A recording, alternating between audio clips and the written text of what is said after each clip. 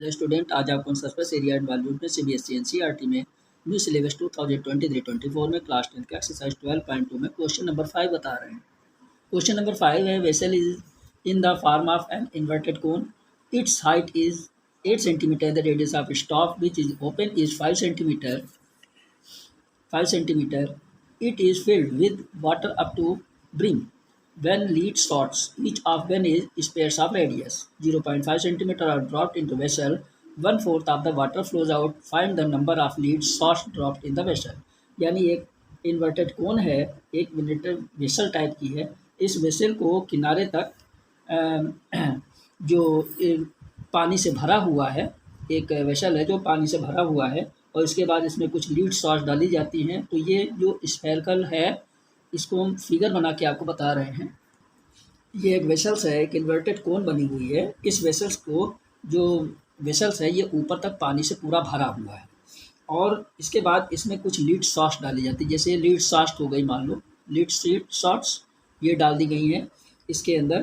तो ये जो स्पेरिकल शेप में है ये लीड सॉस, और जब इसको हम इसके अंदर डालते हैं लीड साल्ट को, तो ये क्या होता है कि इसमें से 1/4 वाटर पानी बाहर की तरफ निकल जाता है। भाई जब पानी इसके अंदर भरा हुआ है, पूरा भरा हुआ है, इसमें कोई भी चीज़ डालोगे तो पानी बाहर की तरफ निकलेगा ही। और जैसे मान लीजिए कि एक ग्लास है, ग्लास के अंदर आपने पानी पूरा ऊपर तक भर दिया है, उसके अंदर आप अगर चम्मच भी डालते हो तो क्या होता है कि वो ऊपर की तरफ पानी थोड़ा सा निकल जाएगा, क्योंकि उतना एरिया वो चम्मच घेर लेता है। इसलिए ये क्या होता है, जब वेसल इसके अंदर डालते हैं तो 1/4 पानी जो है वो वेसल से बाहर निकल जाता है। और जो वेसल्स इसके अंदर डाली जाती हैं, वो कितनी वेसल्स इसके अंदर डाली जाएगी उसके नंबर्स ऑफ लीड सॉस बताना है। तो इसके अंदर हम लिख लेते हैं, let the number of shots be X. तो यहाँ पर हमारा हो जाता है जो रेडियस ऑफ शॉट्स है, lead shots, radius of lead shots. Lead shots जो है रेडियस इसका, इसको हम आर ले लेते हैं, ये हो जाता है 0.5 सेंटीमीटर। और radius of cone, radius of cone ये कैपिटल लेटर आर से हम शो कर लेते हैं। तो ये हमारा हो जाता है 5 सेंटीमीटर। ये 0.5 है, ये 5 सेंटीमीटर में है। तो इसके जो हाइट है, इसकी हाइट, तो इसके अंदर जो कोन की हाइट है वो कितनी है, पहले इसको देख लीजिए। Height of cone, height of cone ये हो गई 8 सेंटीमीटर। हाइट ऑफ कोन हमारी 8 सेंटीमीटर हो गई। और जो रेडियस है इसका, कोन का जो रेडियस है वो है हमारा क्या, 5 सेंटीमीटर। ये 5 सेंटीमीटर हो गया इसका रेडियस। और इसका जो लीड शॉट्स हैं, लीड शॉट्स का रेडियस हमारा कितना है, 0.5 cm। तो यहाँ पर हम लिख लेते हैं formula, number of lead shot into volume of lead shots equal to volume of 1/4 of cone. ठीक है, तो हमारा क्या हो जाता है, n इंटू ये वॉल्यूम ऑफ लीड शॉट्स, हमारा क्या फार्मूला बन जाएगा, 4/3 pi are cube equal to 1/4 into volume of, ये 1/4 हो गया। वॉल्यूम ऑफ कोन क्या हो जाता है, 1/3 पाई आर स्क्वायर एच, ये फार्मूला हो जाता है। तो n इंटू 4/3, ये 4/3, ये हमारा क्या बन जाएगा, 4/3 into pi are cube equal to 1/4 into 1/3 pi are square H. तो इसमें पाई पाई को हम कैंसिल कर देते हैं। तो हमारा क्या बन जाएगा, ये इसको भी देख लीजिए, अपान में है, यानी ये भी हमारा जो हो जाएगा, ये भी हो जाएगा, 3 और 3 कैंसिल हो जाता है। ठीक है ना, तो हमारा क्या हो जाएगा, n into 4 into R small letter R 0.5 की पावर 3 इक्वल टू, ये क्या हो जाएगा, 1/4 into R capital letter R है 5 स्क्वायर इंटू एच, हाइट क्या हो गई, हाइट ऑफ कोन 8 तो n इंटू इसको हमने कर लिया 4 इंटू 0.5 को 3 टाइम किया तो 0.125 हो गया, इक्वल टू 1/4 इंटू 5 25 इंटू 8। तो 4 से इसको कैंसिल कर देते हैं, 4 2 ज़ा 8। इसको मल्टीप्लाई कर लेंगे तो n equal to n into इसको मल्टीप्लाई कर लेंगे तो कितना हो जाएगा, ये हो गया। इसको जब मल्टीप्लाई कर लिया तो हमारा हो गया 0.500 इक्वल टू इसको मल्टीप्लाई कर लिया 25 2 ज़ा 50। तो डेसिमल बाद जीरो कोई वैल्यू नहीं, तो n इक्वल टू 50 अपॉन ये 0.5 बचा, डेसिमल हटा दिया तो जीरो ऊपर बढ़ गया, 5 1 जा 5 1 जा 5 और 2 0, यानी n इक्वल टू 100, यानी नंबर ऑफ लीड्स हमारी लीड शॉट्स कितनी हो गई 100, यानी 100 लीड शॉट्स इसमें डाली जाती है इस कोन में। क्वेश्चन नंबर 6 है, a solid iron pole consist of a cylinder of height 220 centimetre and base diameter 24 centimetre which is surmounted by another cylinder of height 60 cm and radius 8 cm. Find the mass of the pole given that 1 cm cube of iron has approximately 8 ग्राम मास, जहाँ पर हमको पाई की value 3.14 का use करना होगा, 22/7 नहीं use करना है।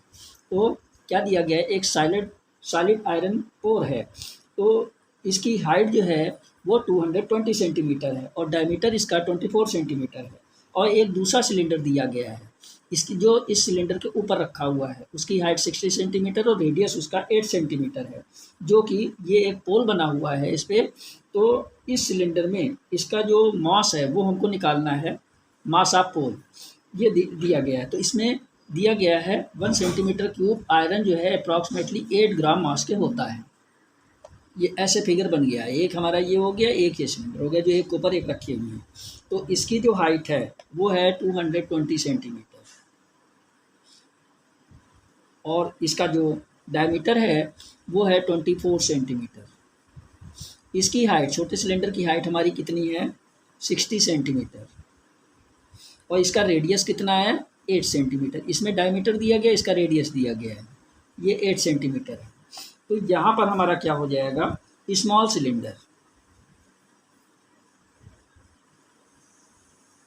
स्मॉल सिलेंडर का रेडियस जो है, स्मॉल सिलेंडर ऑफ रेडियस, इसको हम स्मॉल लेटर आर से शो करेंगे, ये हो जाता है 8 सेंटीमीटर और स्मॉल सिलेंडर ऑफ हाइट क्या हो जाती है 60 सेंटीमीटर और बिग सिलेंडर ऑफ रेडियस क्या बन जाएगा, बिग सिलेंडर ऑफ रेडियस क्या हो जाता है डायमीटर अपॉन 2 और डायमीटर हमारा क्या 24 अपॉन 2 काट देते हैं तो 12, यानी रेडियस हमारा क्या हो गया 12 सेंटीमीटर बड़े सिलेंडर का रेडियस हो गया।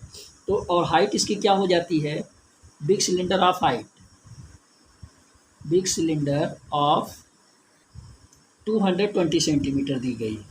तो वॉल्यूम ऑफ पोल निकालना है हमको, तो वॉल्यूम ऑफ पोल हमारा क्या बन जाएगा, वॉल्यूम ऑफ बोथ सिलेंडर, ठीक है ना, वॉल्यूम ऑफ बोथ सिलेंडर यानी दोनों सिलेंडर। तो पाई आर स्क्वायर एच ये स्मॉल सिलेंडर का हो गया plus pi are square h एक बिग सिलेंडर का हो गया। तो पाई की वैल्यू हम कारी इसमें पहले हम पाई को कॉमन ले लेते हैं, R square H plus capital letter R square H. Pi की वैल्यू 3.14 का यूज किया गया है और आर स्क्वायर हमारा क्या हो जाता है 8 स्क्वायर इंटू एच हो गया 60, आर स्क्वायर हो गया 12 स्क्वायर इंटू बड़े सिलेंडर की 220 हाइट 3.14। इसको हम कर लेते हैं 8 8 जा 64 इंटू 60, 12 को 2 टाइम मल्टीप्लाई करा तो 144 इंटू 220, तो 3.14 इंटू 64 और 60 को जब मल्टीप्लाई करेंगे 3840 और इसको जब मल्टीप्लाई करेंगे तो हमारा आ जाएगा 31680। 3.14 इंटू, एक बार इसको करके दोबारा देख लो, तो 64 और 60 को मल्टीप्लाई करते हैं ये तो सही है, प्लस इसको जब मल्टीप्लाई करते हैं 31,680 ये भी सही है, ठीक है। इन दोनों को ऐड कर लेते हैं तो हमारा कितना हो जाएगा 0 8 4 12 1 कैरी 6 1 7 और 8 15 1 कैरी 1 1 2 और 3 5 और 3 35,520। इसको हम मल्टीप्लाई कर लेते हैं, दोनों को करके देख लीजिए, इसको मल्टीप्लाई कर लेते हैं दोनों को तो हमारा कितना आ जाता है 1 1 1 532.80, डेसिमल के बाद में जीरो कोई वैल्यू नहीं, centimetre cube, unit centimetre cube क्योंकि वॉल्यूम है।